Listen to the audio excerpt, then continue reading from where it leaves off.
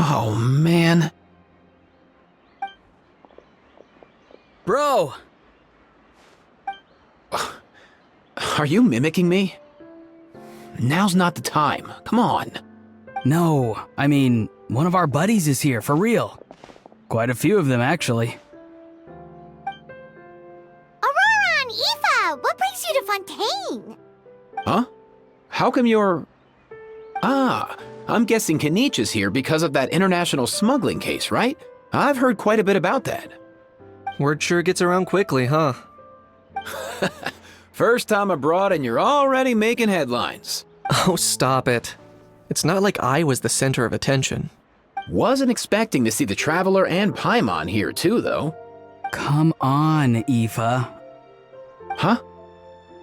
A traveler, by definition, is someone who travels around. Fair point. Anyway, back on topic. Wait a second. I lost my train of thought. What were we talking about again? Why, you're all here, of course. For vegetables. For Huh? I'll go first. It's for the Chevrolamine film Fantasyland. Wait, is that right? It's Cheval Moran. Ah, right. I keep stumbling over that one. Guess I owe Cheval Moran an apology, even if she's not here. Anyway, long story short, the festival restaurant urgently needed fresh vegetables from Natland, which is why Aoife and I are here. So, you guys are vegetable couriers? He is. I'm just here as a responsible adult. It's his first time traveling so far away from home, and all the elders in his tribe were worried. So they had me come along. Even though it's your first time too. Right, but they still picked me to accompany you. You gotta wonder why that might be. Don't you get it? They all just saw how overworked you were, so they used it as an excuse to send you off on a vacation. Wait, what?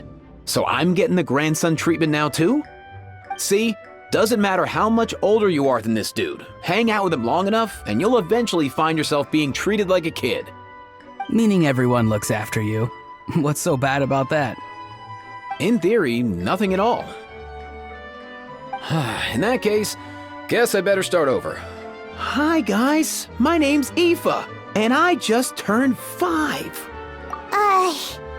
Paimon's not sure who the responsible adult is anymore. So, what about Kakuku? If he was here, we'd be making more of a ruckus than we already are. That's exactly what's got me worried. Aoife, there's nothing to worry about. You're a big boy. You can handle yourself now even without Kakuku.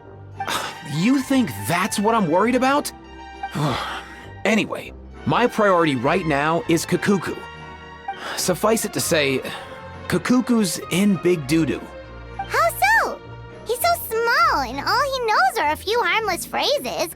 What kind of trouble could he even get himself into? Let me guess. Did he get caught out by the law on flying objects? Bro, you too? Not me. How? Oh, that pesky little chatterbox. So that's why he hasn't interrupted us this whole time. Guess he's too scared to show his face. That, plus he's already spouted enough nonsense for one day. So I've put him on mute until tomorrow. Nice one. If I was even half as decisive as you are, I would have kept a closer hold on Kakuku so he didn't get a chance to go flying off. Oh no, bro. Or rather, did Kakuku get caught by the guards for flying around? If they had managed that, we'd at least be able to track him down.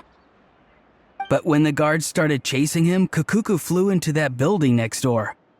I wouldn't be surprised if there was a high-stakes pursuit going down in there as we speak. Just like one of those cool crime movies. Which building? That one? Yup, that's the one. Kakuku sure has a good eye for a getaway. It's the tallest building around. I may be able to fly up pretty high, but checking every last window would still take quite a while. As for Aoife, well, let's just say he's not flying anywhere without a Saurian. Sorry about that. Not like it's my fault, though. You don't have to apologize on my behalf. Wait a sec. What's this got to do with how high you can fly. Kakuku's got himself into a real mess here, like a panicked animal running straight into a trap. It's pretty worrying. I'm starting to picture him flapping through a barrage of gunfire while important documents are flying about left, right, and center. Heck yeah! If anyone can pull it off, it's Kakuku.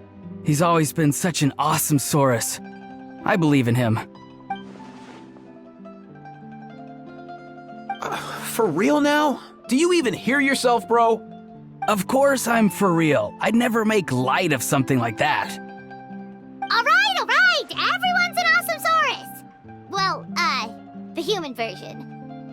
But our priority right now should be to go in there and check up on Kakuku. Leave it to us. You sure? Wow, awesome. That'll be a huge help. And if Kakuku doesn't listen to you, I give you permission to pull out a couple of his feathers. Wait, since when was that up to you?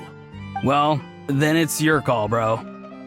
All right then, if Kakuku doesn't listen to you, I also give you permission to pull out a couple of his feathers. There you go. If he objects to that, tell him to come find us. He won't. Trust me.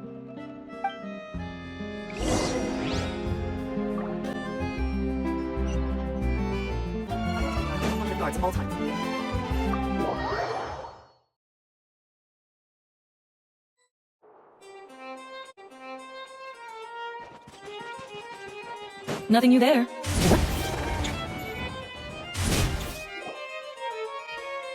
No way, bro!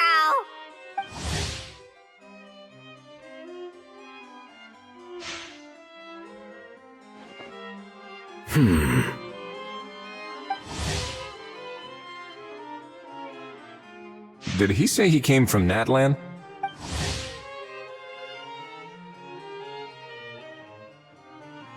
No. Get out of here! I can understand his words, just not what they mean. Oh no. Bro! He keeps repeating the same things over and over again. Oh, you know one another. He's a friend! Yeah! A saurian friend of a human friend! Great. Well, that was easy. Looks like we've tracked down the owner. Guess that's one less lost and found notice for you to write, Monsieur Nivelet. For real? Traveler, was there something important you wanted to discuss with the Udex? I'm just about done with my business here. Need me? Stay and hear them out first. Perhaps it will have some bearing on your own work.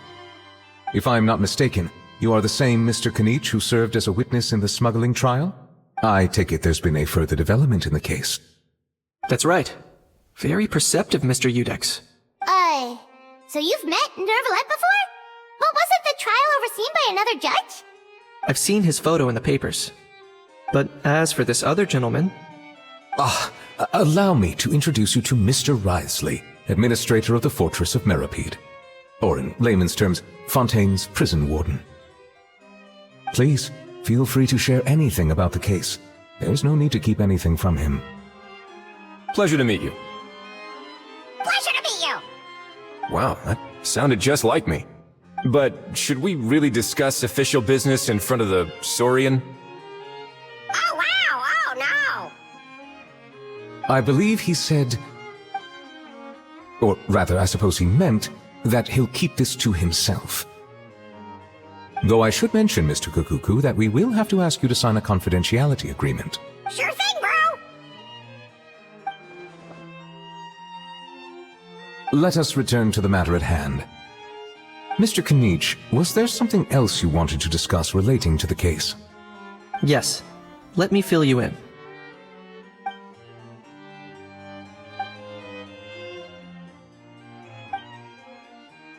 Wow! It really is exactly like Lapine Pauline's sketch! That must be all that practice drawing engineering blueprints, huh? So if it's true that this weapon came into Fontaine alongside the contraband from the smuggling case, then there's a high chance we overlooked a suspect. That's exactly my line of thought. I see. Mr. Kanich, thank you for reporting this promptly.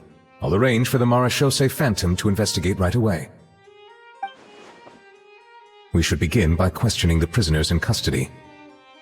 Wrisley, I'll sign off on the interrogation request. Don't you worry.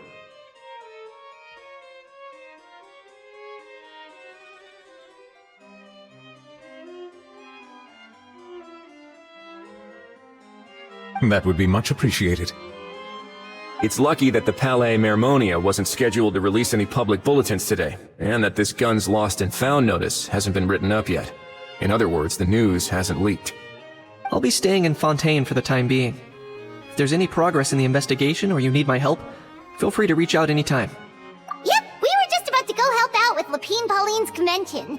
If there's any news, we'll keep you all posted. Marvelous. Thank you all. Well then, all that's left is to...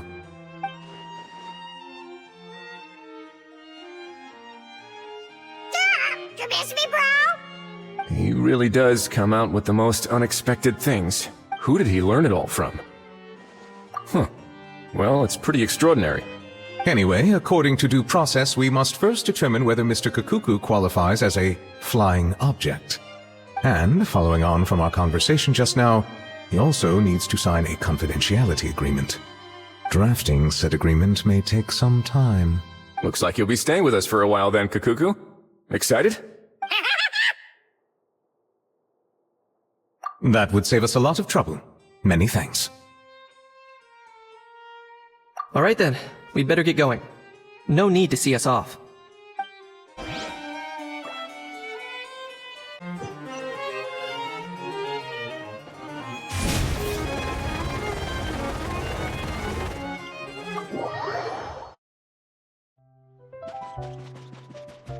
Aurora and Aoife, we found Kakuku! What's the situation? How bad is it? Oh no. When I saw that Kakuku wasn't with you, I'd already prepared myself for the worst. Relax, Aoife. Maybe Kakuku just prefers high-rise living now. Sometimes you just have to let the kids grow up and make their own choices in life. For real now? Do you even hear yourself, bro? It's not that bad. Kakuku's fine. Still very much alive and kicking for starters. He hasn't been arrested either, so no jail time. See? You're not exactly reassuring me here. As for the bad news, well, it's really not that bad. Kakuku accidentally overheard some top secret stuff, so he has to stay at the Palais Mermonia for a while to sign a confidentiality agreement. But there's no need to worry. The person in charge of looking after Kakuku is super nice, so he'll be absolutely fine. All right. That doesn't sound too bad after all. Wow, hearing that's put my mind to rest.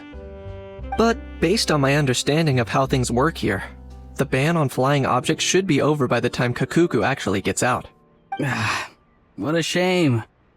Oh well, I guess we'll just have to go have some fun without him. You don't look disappointed in the slightest. Anyway, Auroron and I will be staying in guest rooms upstairs at the Hotel de Boer for the time being. Feel free to drop by if you need us.